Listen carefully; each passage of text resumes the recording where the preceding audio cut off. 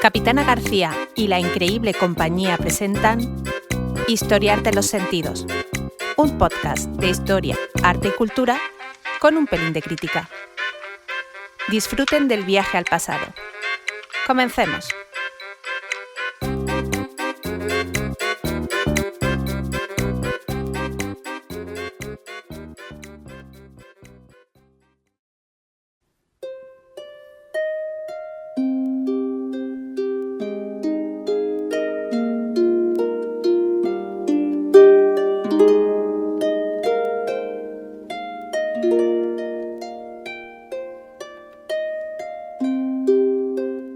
Proserpina Chu.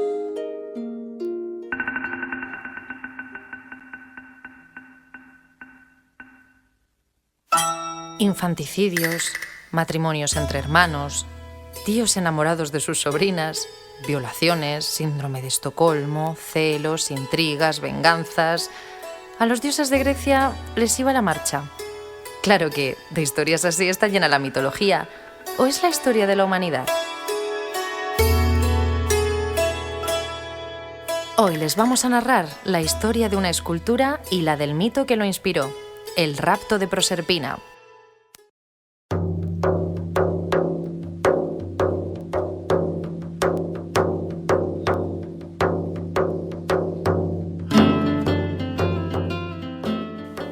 Más de 2000 años separan el mito de la obra creada por Bernini y, sin embargo, este rapto, como tantos otros, se suelen contar de forma descafeinada, dulcificando así la gravedad de los hechos. ¿Por qué? Averigüémoslo.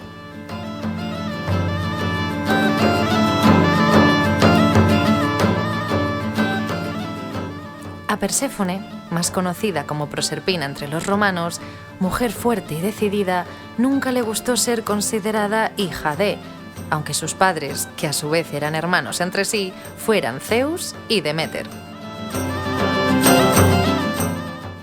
Decían que era bella y encantadora, cualidades que tradicionalmente describían la valía de una mujer, pero que en realidad solían ser un castigo. La suerte de la fea, la guapa la desea, se suele decir. Quizá la suerte fuera esa, ser fea, porque ser guapa a lo largo de la historia convertía a las mujeres en el blanco de los deseos de algunos hombres, que veían en la violencia, la violación y los incontrolables deseos sexuales una forma de ser y no una aberración. La mitología griega y romana es un ejemplo de ello, aunque de sobra sabemos que la realidad supera siempre a la ficción.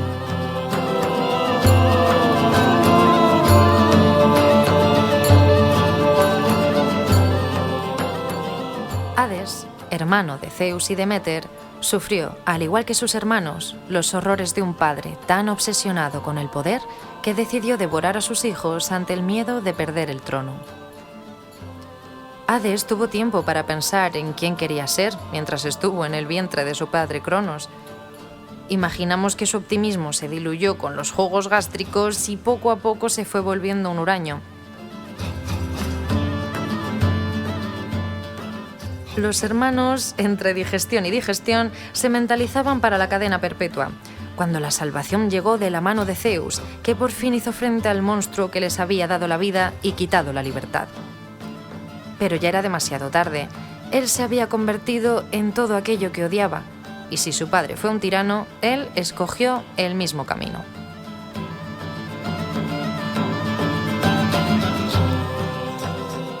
Los tres hermanos, Zeus, Poseidón y el propio Hades, se repartieron el reino que tan cruelmente había defendido su padre.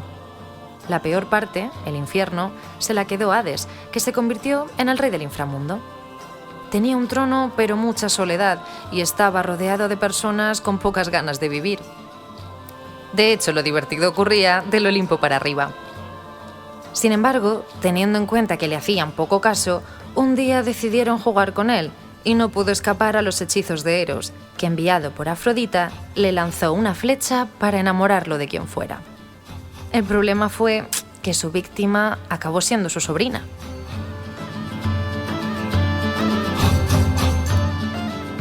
Suponemos que Hades no conocía el amor. Sin embargo, al verla se activaron todos sus instintos y no pudo evitar sentir una atracción enfermiza hacia ella. tras un tiempo siguiendo sus pasos y ante la imposibilidad de encontrarse con su sobrina de una forma natural por su condición, decidió saltarse el cortejo y secuestrarla directamente. Perséfone se encontraba en el lago Pergusa, bañándose en compañía de las ninfas, cuando apareció su tío guiando a 4 caballos negros para raptarla. El suceso apenas tardó en propagarse cual rumor por todo el Olimpo, hasta llegar a oídos de su madre, a quien dicha noticia le hizo entrar en una absoluta desesperación. Ellas siempre estuvieron muy unidas, y Deméter no podía imaginar ahora su vida sin su hija, sobre todo sabiendo que estaba en manos de un depredador, por muy cuñado y hermano suyo que fuera. Así que movió cielo y tierra para lograr traerla de vuelta a casa.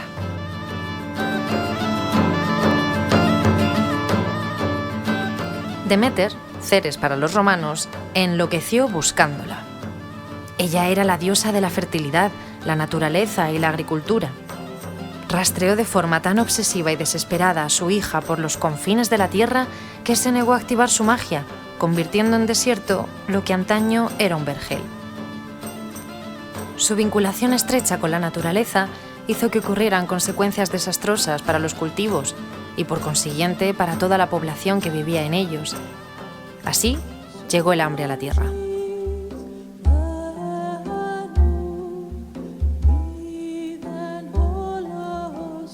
Entonces Zeus, preocupado por la desolación que arrasaba la tierra y el corazón de su esposa, imaginamos que él también estaba preocupado por su hija, decidió mandar a Hermes al inframundo para negociar la liberación de Perséfone. Zeus, Júpiter para los romanos, intentaría hacer a su hermano entrar en razón, lo cual resulta un tanto hipócrita, porque su historial como depredador sexual no tiene parangón. El problema es que Hades había encontrado en ella todo lo que necesitaba y no estaba dispuesto a dejarla escapar.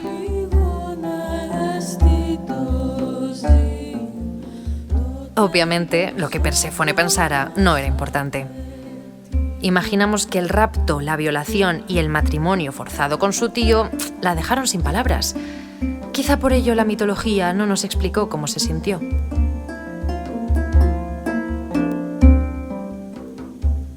Al final la negociación dio su fruto.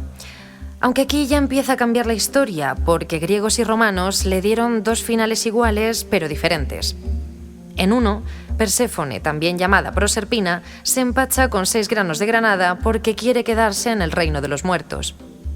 Ya es presa de su síndrome de Estocolmo, porque se ha enamorado de su tío. En cambio, en la otra versión, es engañada para que coma y obligada, por tanto, a quedarse con su captor. Veamos qué pasó.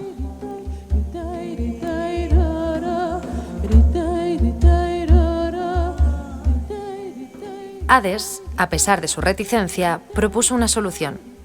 Si Proserpina lograba recorrer el pasillo del inframundo sin probar bocado, sería puesta en libertad y volvería al mundo de los vivos. Si no, regresaría con su reciente esposo y tío. Para algunos, sin embargo, todo el tiempo que Proserpina pasó en cautiverio le llevó a desarrollar una fuerte situación de dependencia, y donde hubo miedo, ahora había amor, hasta el punto de considerarlo su alma gemela. Esto le llevó a tomar la decisión de darse un atracón de comida con 6 granos de granada para evitar así que la alejaran del lado de Hades. No, espera. En realidad no fue así. Proserpina fue engañada una vez más para que ésta tomara los frutos y así mantenerla cautiva para siempre. Sin embargo, a Hades le debió dar pena o algún tipo de cargo de conciencia. Si Proserpina hubiera querido quedarse, se lo habría dicho, y en vez de zamparse 6 minúsculos granos, se habría comido una pierna de cordero. Entonces Hades, Plutón para los romanos, optó por una solución salomónica.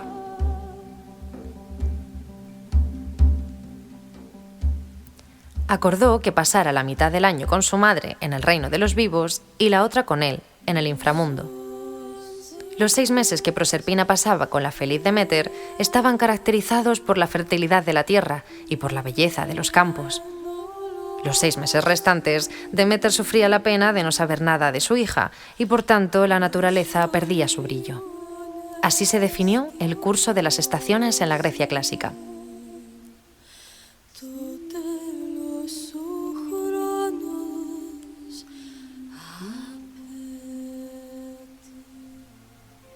Muchos siglos después, el rapto de Proserpina cobró vida, cuando en 1622 un genio de la escultura consiguió que el mármol gritara de desesperación.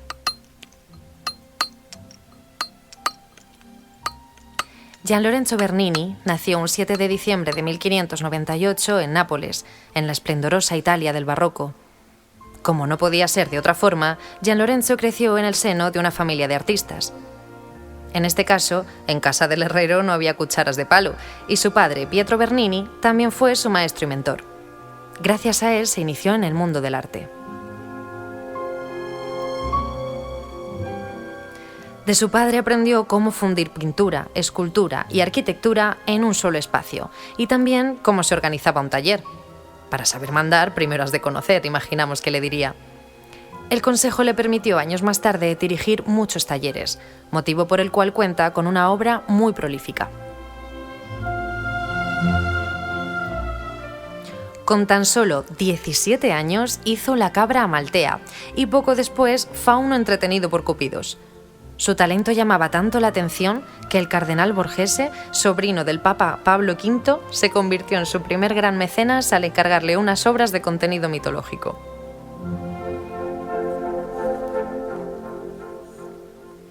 Llegarían más obras. El salto a Roma era cuestión de tiempo, y este no tardó en venir.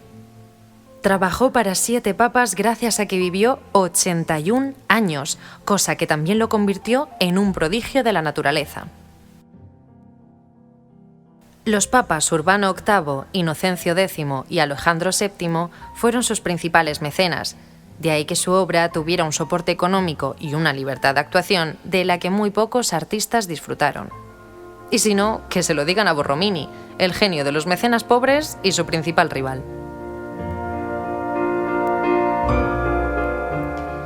Tan enamoradizo como mujeriego y ferviente cristiano, bueno, sus amigos los papas seguro que le perdonaban esos pecadillos desde la más pura empatía, dedicó toda su vida a la formación de una familia al lado de Caterina Tezzo, con quien tuvo la friolera de 11 hijos. A pesar de forjar este amplio núcleo familiar, su corazón siempre estuvo unido a su amante Costanza Bonareri, a quien dedicó algunas de sus obras. Este gran artista también destacó como arquitecto y pintor, al igual que el gran maestro Miguel Ángel. Sus magníficas obras arquitectónicas le hicieron ganarse un hueco en la Iglesia, al ser nombrado por el Papa Urbano VII como el arquitecto de Dios, quien dijo de él: «Hombre raro, genio sublime, nacido por disposición divina y para gloria de Roma para llevar la luz a este siglo».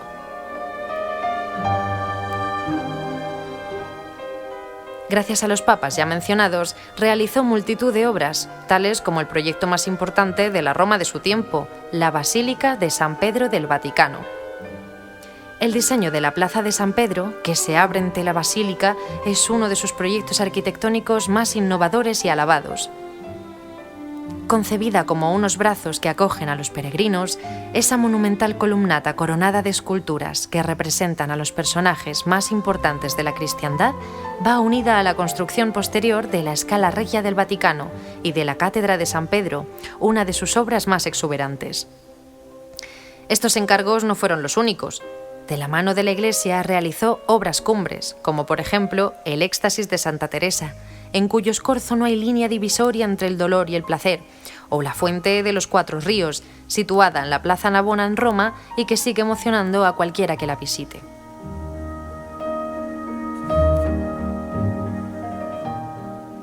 Sin embargo, a pesar de la excelencia de sus obras arquitectónicas, siempre destacó en él una grandiosidad escultórica que eclipsó a todos sus contemporáneos.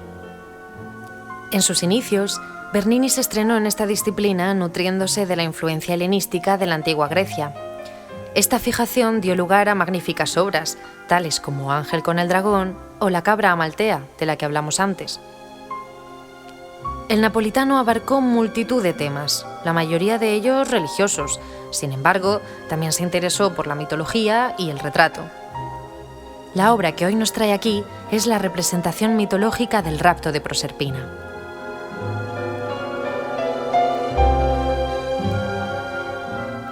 El encargo quedó recogido bajo el nombre de los 4 grupos borgesianos. Se trataba de 4 esculturas monumentales que marcarían un nuevo rumbo en la vida del artista. Estas eran Eneas, Anquises y Ascanio, según el relato de la Eneida, el rapto de Proserpina, el mito de Apolo y Dafne y el David, que aunque es un personaje bíblico, su tratamiento escultórico es propio de la mitología clásica. Y así las concibió, con un toque profundamente helenista. La búsqueda de los valores clásicos griegos, inundados de violentos escorzos y un patetismo dramático, caracterizaron sus años de juventud y dieron como resultado estas 4 obras maestras. En realidad, esta marca nunca abandonaría su obra, siendo quizás su rasgo más notable.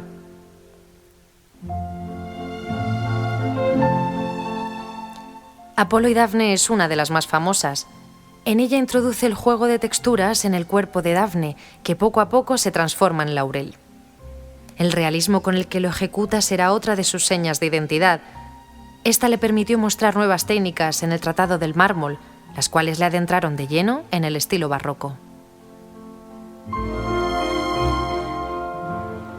En el conjunto escultórico de Eneas, Anquises y Ascanio, el maestro ejecuta las 3 edades de la vida de forma excepcional, y en su David decide representar al joven pastor como un adulto que muerde su labio y frunce el ceño, en un escorzo preciso lleno de terribilidad miguelangelesca, cuando está lanzando la honda que matará al gigante Goliat. Como escultor fue insuperable, considerado uno de los mejores de la historia al heredar técnicas de otros grandes maestros nacidos antes que él: Fidias, las escuelas helenísticas, Donatello y su admiradísimo Miguel Ángel. De ellos hereda una concepción monumental de la escultura, la forma excepcional de plasmar las texturas, yendo incluso más allá, o transmitir una emoción y movimiento que arrancó sentidos elogios entre sus contemporáneos. Su gran habilidad para dar dramatismo, acentuados por los efectos de luz y sombra, conseguía crear una atmósfera de misticismo y recogimiento religioso que hizo que el clero lo eligiera como el favorito para sus encargos. Estas obras le permitieron sacar lo mejor de él y además sentirse agradecido al poder expresar sus profundas creencias religiosas.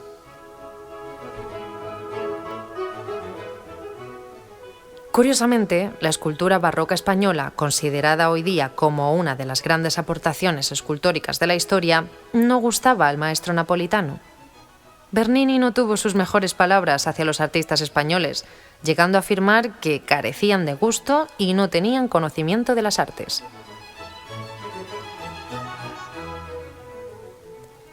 Siguiendo con su trayectoria escultórica, cabe apuntar que su técnica fue absolutamente impecable, dejando entrever en sus obras la representación de lo imposible. La característica que sin duda dio reconocimiento a su talento fue el matiz naturalista del cual Bernini impregnaba todas sus obras. Este realismo es a su vez la nota más significativa en el rapto de Proserpina.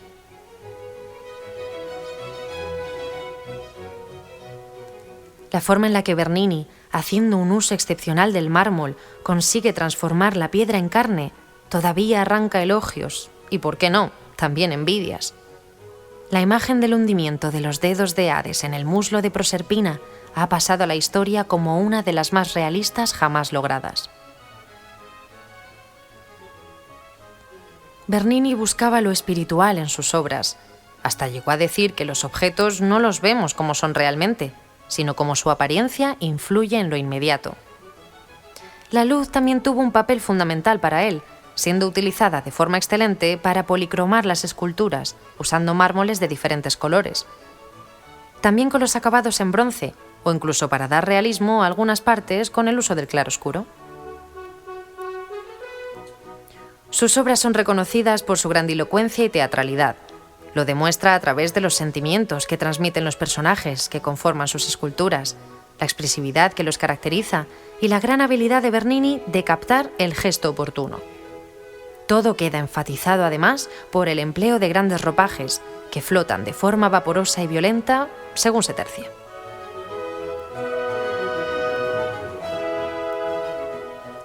Ejemplo de ello sería el Éxtasis de Santa Teresa, el de la beata Ludovica Albertoni, el Longinos e incluso el busto de Luis XIV, donde estos ropajes hacen que se cree un clima en el que lo milagroso y lo teatral se funden con lo cotidiano.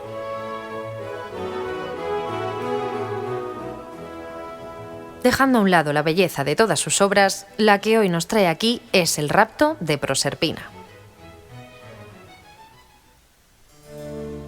Conjunto escultórico hecho en mármol, cuya composición se adecúa a la línea serpentinata que tan popular se hizo en el barroco.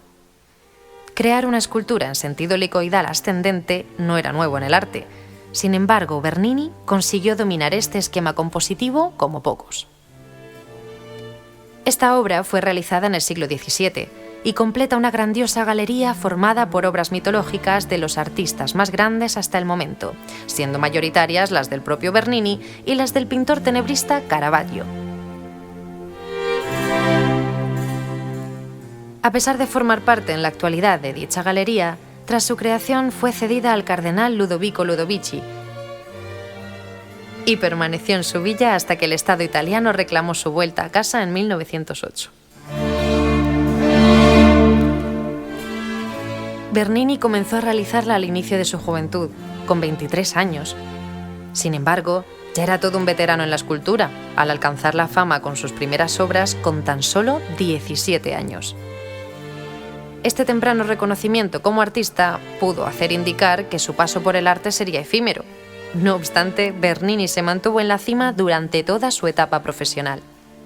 De hecho, no sería hasta 40 años después cuando realizaría su obra arquitectónica más reconocida, contribuyendo a la construcción de la Basílica de San Pedro del Vaticano.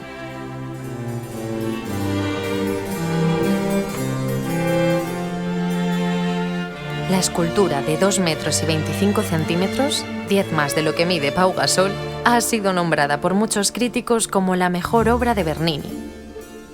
Destaca por el gran dominio anatómico, esculpido en mármol de Carrara. La pulió de tal forma que le permitió dar una apariencia que se acerca más a la suavidad de la piel humana que a la frialdad de la piedra. Como su propio nombre indica, el mito de Proserpina relata el rapto, violación y posterior matrimonio forzado entre Hades y su sobrina. El momento escogido por Bernini para representar el mito fue el secuestro. Bernini representa un dios fuerte y musculoso, aunque entrado en años, que coge con violencia el cuerpo de Proserpina. Entrelazados como una liana a un árbol, la juventud y fragilidad de su sobrina se rompen con un grito ahogado que desesperada e inútilmente intenta huir de su captor. Su cara de terror se ve enfatizada por ese esfuerzo por escalar sobre el cuerpo de su tío y contrasta con esa fuerza titánica de un hombre que hunde y desgarra los muslos de la joven para arrastrarla al inframundo.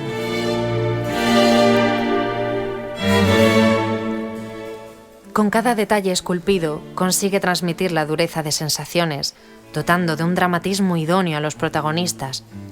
Por ejemplo, la posición tensa de sus brazos y piernas, que contribuyen al gran esfuerzo que realiza para someterla. El contraste con el juvenil y delicado cuerpo de Proserpina se vuelve realista en emociones cuando aparta con sus brazos estirados la cara de su tío, evitando incluso el contacto visual. La repulsión queda reflejada en la expresión suplicante de su rostro. El gran escorzo que ambas figuras adoptan refleja una violencia que no da lugar a dudas sobre el acto representado. Sin embargo, el título confunde.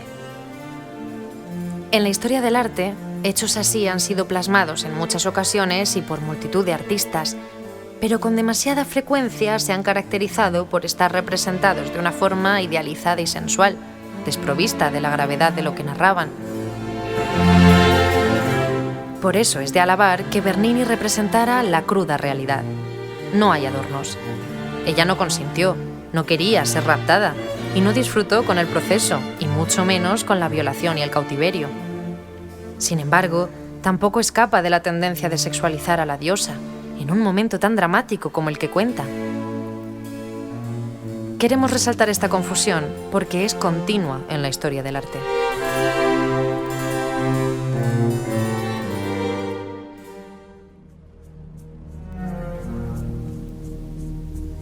Por ejemplo, en la representación del rapto de Europa de Tiziano, parece que Europa, la princesa fenicia, colabora en su secuestro. cuando Zeus, disfrazado de toro, la rapta.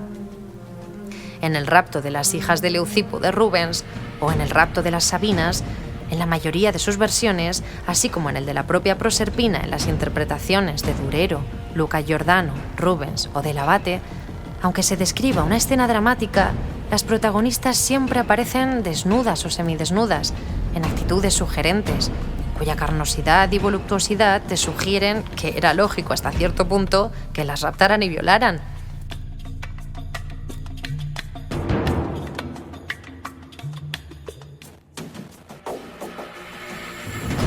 Ante semejante belleza, era difícil resistirse. Hay una justificación encubierta que hace que empatices con el agresor antes que con la víctima. De hecho, sigue siendo así hoy día, cuando se le recrimina a la víctima de una agresión sexual que su forma de vestir iba provocando. Este modo de razonar ha sido plasmado en el arte desde sus inicios. Es más, el título que se le pone a una obra en este sentido no suele describir lo que realmente pasa, sino que queda descrito de una forma eufemística. Vamos, que se dulcifica. Por ejemplo, en la obra exhibida en el Museo del Prado de Puebla y Tolín, Las hijas del Cid, que narran la violación y tortura de doña Elvira y doña Sol, perpetradas por los infantes de Carrión, ellas aparecen semidesnudas, atadas a un árbol después de haber sido agredidas. Si no se conocen los hechos relatados en el poema del Mío Cid, poco se puede interpretar por la actitud de las víctimas, que más que agredidas parecen complacidas. El propio título de la obra confunde.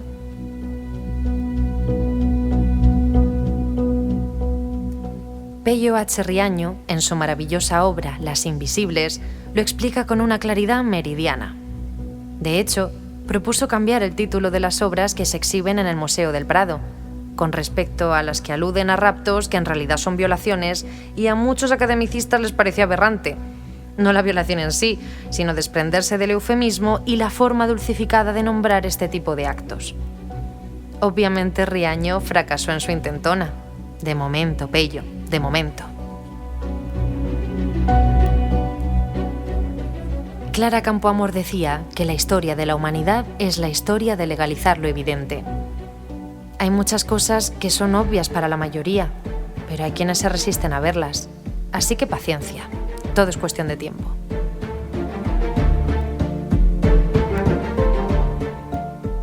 Incluso el nombre con el que se conocía este capítulo de la mitología era el robo de Proserpina, que dicho así, distrae la atención. Robar no es violar. Cambiar una palabra por otra tiene una clara intencionalidad. Tampoco la palabra rapto hace justicia, ya que según la RAE es quitar o tomar con violencia o con la fuerza lo ajeno. Expresar que se roba a una mujer ya es en sí una forma de reducirla a un objeto, la deshumaniza. Lo correcto hubiera sido el secuestro y posterior violación de Proserpina. Obviamente, ni Bernini ni todos los de su quinta, por no hablar de los que vivían en épocas anteriores, vieron la sutileza del detalle. Son producto de su tiempo. Cada cosa en su contexto. Pero los tiempos cambian. Por eso, tanto H. Riaño como otras personalidades del mundo del arte exigen un enfoque acorde con la actualidad, o como mínimo una explicación o un matiz. Según Pello H. Riaño, la cosa no queda ahí. Hay más ejemplos. Están los casos de los episodios llevados al arte de Diana y sus ninfas sorprendidas por los sátiros, en donde tras la sorpresa hubo una violación en manada. Cualquiera lo imaginaría si la frase que describe el acto incluye el verbo sorprender. O las famosas luchas entre los centauros y lapitas, que se simplifica así, diciendo que ellos luchan, pero obviando que el motivo fue el, otra vez, rapto de Hipodamía. No era del rey de los lapitas, que fue secuestrada y violada por un centauro el día de su boda. El pobre estaba borracho y no sabía lo que hacía, cuenta el mito. Lo que sintiera ella no importaba. Así que no fue realmente responsable, como tampoco lo fue Hades. De un modo u otro, hay una exculpación.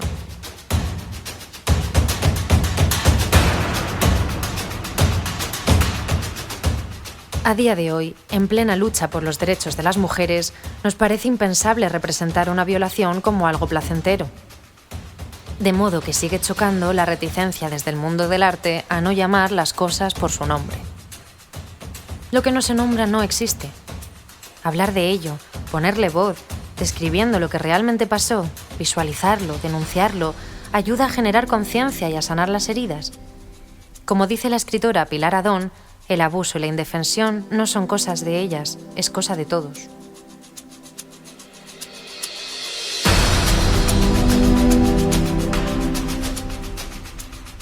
Los críticos del arte se encuentran en división de opiniones. Este es el caso, por ejemplo, de Thomas Campbell, director del Museo de Bellas Artes de San Francisco, quien afirma que una representación muy común siglos atrás carece en los nuevos tiempos de delicadeza artística. Ahora estoy luchando por recalibrar mis pensamientos sobre esta obra, porque un tema que solía considerar casi como una premisa académica para la escultura virtuosa parece mucho menos académico 2 años después del comienzo del movimiento Me Too.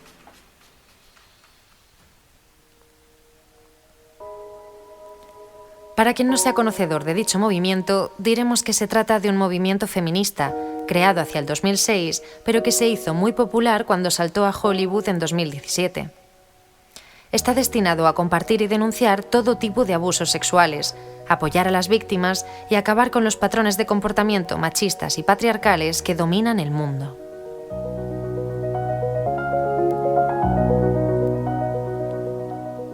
Se sabe que el miedo es una mordaza que se autoimpone, envuelta en culpabilidad y vergüenza de la que es muy difícil zafarse.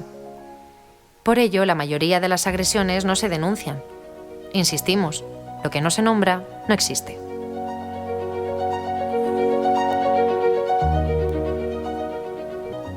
Aunque fue la activista feminista Tarana Burke la primera que utilizó el término Me Too, yo también, fue la actriz estadounidense Alyssa Milano la que lo viralizó en Twitter con el siguiente comentario. Si todas las mujeres que alguna vez fueron acosadas o agredidas sexualmente escribieran yo también, como Estado, entonces daríamos a las personas una idea de la magnitud del problema.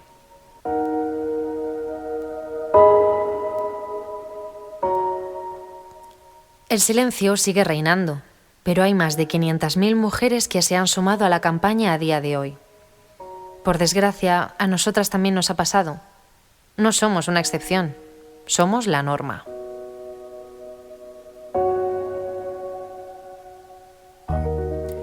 Tarde o temprano, los cambios que se están produciendo en la sociedad irán ligados a los que se harán en la percepción del arte.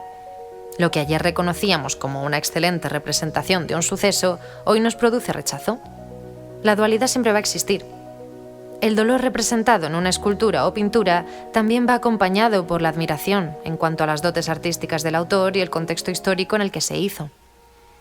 No se puede cambiar el pasado, pero es necesario poner cada cosa en su sitio y volver a renombrarlas.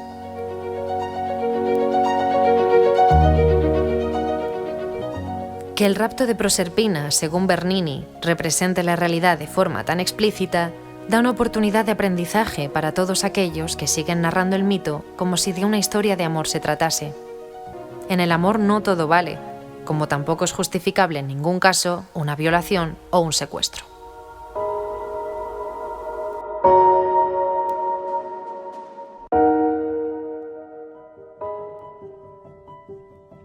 Por eso, a través de esta escultura, queremos visibilizar a todas las proserpinas. Más si cabe a las que viven en países que vulneran los derechos de las mujeres. Destacamos a los más conservadores del mundo árabe y también en algunos asiáticos donde violar no es delito si el agresor se casa con su víctima. No es broma.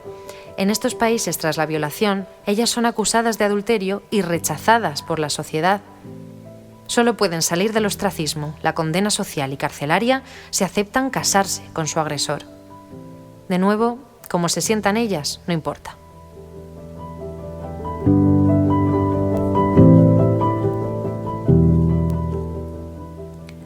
Un ejemplo reciente es el de Paola Sietecat, economista conductual que trabajaba para la organización del Mundial de Fútbol de 2022 en Qatar. El 6 de junio de 2021, un conocido entró en su apartamento y la violó. A pesar de los signos de violencia de su cuerpo en forma de contusiones y moratones, fue condenada a 100 latigazos y 7 años de cárcel por adulterio. En Qatar se aplica la Sharia. El agresor solo tuvo que decir que era su novia y la condena se conmutaba si ella aceptaba casarse con él. Que Qatar vulnere los derechos de las mujeres o los homosexuales, entre otros colectivos, parece no importar. Para los cataríes, que no las cataríes, esta es una buena costumbre, pero que Occidente, que va de civilizado, cambie de principios sin importar las consecuencias cuando se trata de dinero y hombres, muestra lo que verdaderamente opina sobre el tema. Ellas no importan. Porque es eso, no hay más. Así de simple y así de complejo. La ley del dinero se impone, envuelta en un comportamiento machista y patriarcal.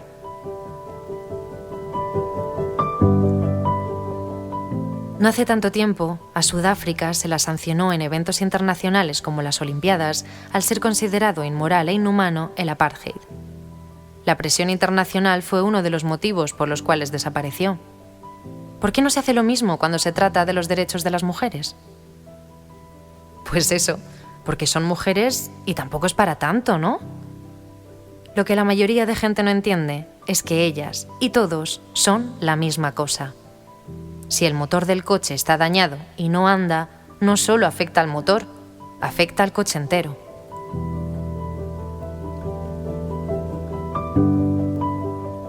Así que ustedes verán. Por nuestra parte, sentimos que ya es hora de dar un zapatazo, de que todos y todas nos plantemos, nos pronunciemos en las redes, de hacer condenas públicas, de no apoyar a países, instituciones o personas que defienden la violencia machista, de que nos unamos y denunciemos. Proserpinas somos todas. Me Too también es cosa de hombres. No estamos para perder el tiempo.